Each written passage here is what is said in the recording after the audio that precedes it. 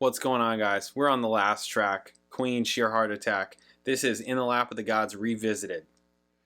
In the Lap of the Gods Revisited was one of Queen's set closers from 1974 to 1977.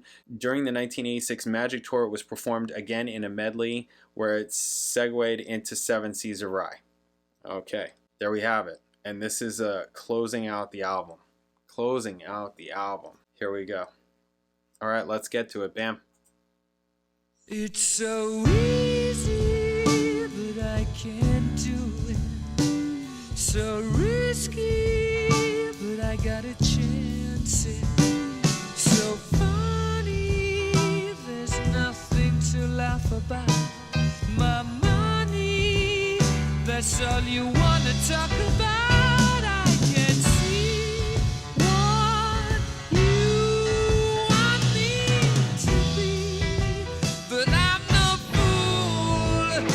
It's in the lap of the gods. Oh, la, la, la. I can see what you want me to be, but I'm no fool. No beginning, there's no ending. There's no meaning, my John Deacon. pretending. Believe me, Nice. life goes on and on and Yeah, he's a great bass player. forgive me when I ask you where do I belong. You say You can do it, you can do it, you can go and set him free. but that's not true. It's in the lap of the gods. Oh, la, la, la. I can see what you want me to be, but I'm no fool. It's in the lap of the gods. Whoa, la, la, la. Whoa, la, la. But that's not true. It's in the lap of the gods.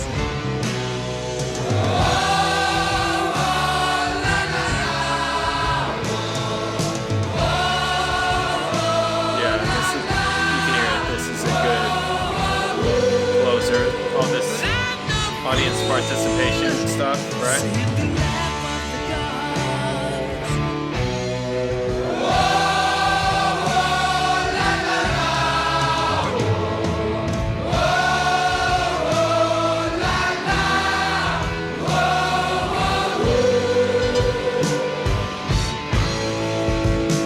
It's in the lap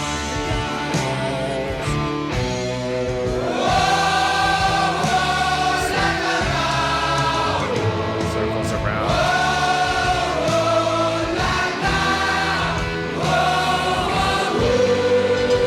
but I'm no fool. It's in the lap of the gods.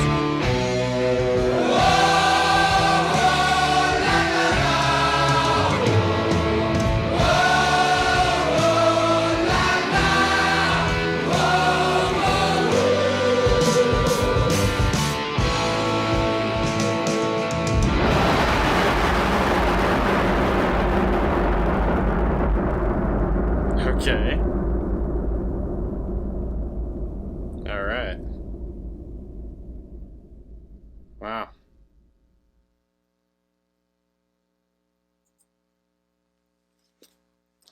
Yeah. Yeah, I think this is a classic album. I think this is a pretty classic album. This track was nothing like the first one. It was nothing like the first one, but that's fine. I see how this is a good closer for the album and closer for a concert actually. Okay, what's going on? At the time of its release, NME called the album a feast, no duffers. No, this album had zero duffers. I don't know what the hell that means, but you know, if it's what I think it means, there was none. And 4 songs that will just run and run: Killer Queen, Flick of the Wrist, Now I'm Here, and In the Lap of the Gods Revisited. Oh, okay. Winnipeg Free Press commented, Brian May's multi-tracked guitar, Freddie Mercury's stunning vocalizing, and Roy Thomas Baker's dynamic production work, calling the album a no-holds-barred full-scale attack on the senses. Yeah, really, though. There was absolutely some moments production-wise on this album. Absolutely were. You could tell by my reaction. Circus referred to the album as perhaps the heaviest rockingest assault on these shores we've enjoyed in some time. Rolling Stone awarded the album a positive rating of 3 stars. Go fuck yourself. Go. I guess. Rolling Stone. Anyways. And wrote, if it's hard to love, it's hard not to admire. This band is skilled after all, and it dares. Okay, whatever. John Mendelsohn, however, was unimpressed writing, does he work for Rolling Stone? Writing, I hunted all over both sides of this last album for something, anything even remotely as magnificent as Keep Yourself Alive. Are you joking me? Are you kidding me? This Keep Yourself Alive was over after it ended. It's an okay song. Like, it's okay. It's fine. I can't even believe that. Or Father to Son, only to end up empty-eared and bawling. What a loser. Loser. Total loser. As 1974 drew to a close, the album was ranked by Disc as the 3rd best of the year and tied for 24th place on NME's end of the year list. In a review for the Chicago Tribune, Greg Kot awards the album a generally positive rating of 2.5 stars, while noting that this album was where the songs became more concise. In a retrospective review, here we go, AllMusic said that the theatricality is now wielded on everyday affairs, which ironically makes them sound larger than life. And that's what theater will do, right? Makes things larger than life, right? That's totally what theater does.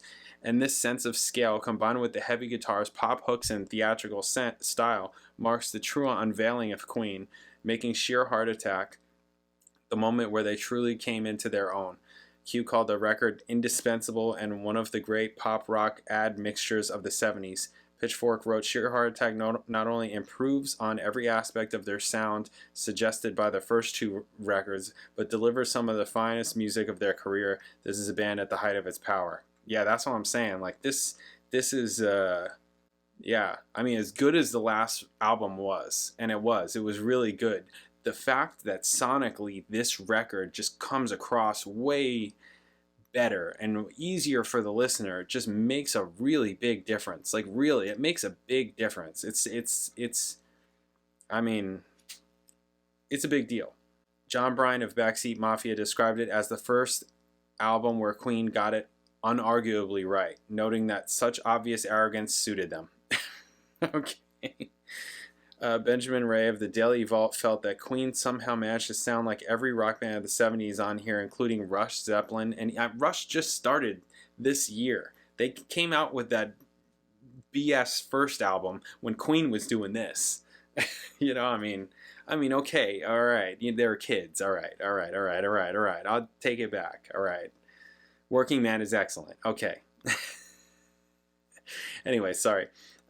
Including Rush, Zeppelin, and even Uriah Heep. Uriah Heep is a band that I don't really know, actually. I know the other 2. Queen somehow manages to sound like every rock band of the 70s on here, including Rush, Zeppelin, and even Uriah Heep. However, he noted the difference was that Queen actually tries to be pretentious and bombastic, and often they are so over the top, one can't help but be entertained, finally concluding that it was their most fun and showcases everything they did right. The BBC wrote, they stretched contemporary production methods to their very limit with multi-layered vocals and guitars and Freddie's vaudevillian, yes, see? I'm telling you. Streak finally emerged. This was the album that finally saw Queen find their true voice. Rock historian Paul Fowles wrote that Sheer Heart Attack saw the band become increasingly focused on the emerging cult figure of Mercury and his unique brand of rock theater, especially on the single Killer Queen. I mean, some of these things are, you know, it's whatever. I mean, focusing on the emerging cult figure of Mercury, I don't know that I would say that. I think that's a little, I think you're reaching. Yeah, I think you're reaching. Stretch contemporary production methods to their very limit with multi-layered vocals and guitars, and Freddie's vaudevillian streak finally emerged. I wouldn't say finally. I think it was there the whole time. This was the album that finally saw Queen find their true voice. I'm going to say again, I think they had it the whole time. I think they had it the whole time. That's the interesting thing. That's one of the reasons why I really wanted to start with the first album. I didn't just want to start here. I wanted to start with the first album because I wanted to hear that. I wanted to hear that, no, they had it the whole time. It needs to develop, but it's still there. You can still tell that it's there. It's just, you have to get through the first album, which gets you to the second record, which then gets you to this record. It would be a shame if they didn't have their second record specifically. Their first record's good, but their second record's better. And it would be a shame if, they didn't have that and they just started here. Because their second record is really cool. It just doesn't sonically sound as good as this one. This one is really... That's what I'm saying. That's the importance of sonics and sound quality. Is that you're going to be able to reach more people, because if things don't sound good to people, they're not going to listen to it.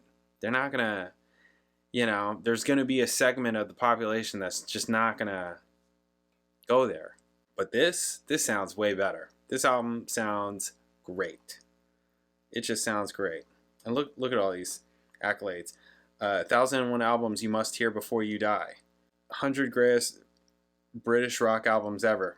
200 greatest albums of the 70s. 20 greatest of 1974. 100 greatest guitar albums. 100 greatest rock albums ever. Yeah, the guitar work on this album is really, it stands out.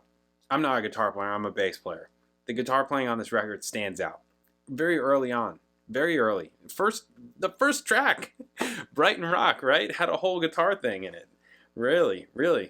It really stood out. Yeah, this is a classic record. This is totally a classic record. Really good. Good job, guys. Classic. Wow. Yeah, really cool. Really cool. Okay, now I can get to your freaking Rainbow. All right. All right, guys. Yeah, this is a great record.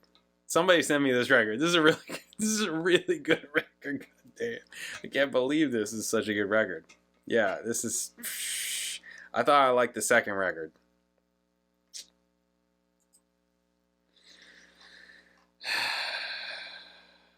This record. Oh, man. Yeah, I thought I liked the second record. This is just a whole other level. Wow. Incredible. All right. Thank you, guys. I'll catch you in the next video.